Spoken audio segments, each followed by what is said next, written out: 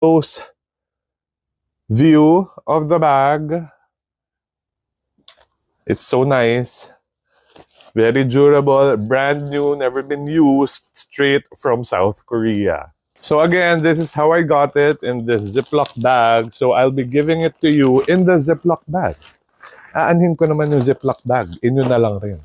So there, that's our giveaways for our raffle. Meron pa kayong time, guys. So sali na kayo. I'll be putting the Google Forms link on the description of this video. And just to share with you guys, kasi baka sabihin nyo na, bakit mo yung pinapamigay? Piniperahan mo lang kami. Wala ka man lang tinago kahit isa.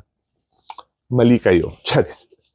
Because we get to keep this. Actually, ito yung gusto ko talaga, yung arirang na cap. Oh, di ba? So, hindi ko na mapakita sa inyo mga detalye nito kasi hindi nyo naman makukuha. But it also came in a Ziploc bag. So, again, official Arirang merch, official BTS merch. Saan kayo makakahanap ng BTS merch that you can get for as low as 300 pesos? Baka meron sa Divisoria, pero peke yun. Itong mga to, these are not fake, these are official merch. So again, guys, you still have time to join the raffle kasi we're like halfway full pa lang sa listahan. Hopefully, humabol kayo because sayang naman itong mga to. I want you guys to have this. Paano kapag walang nanalo? Di ba? So, kailangan natin mapuno yung listahan. So, join now.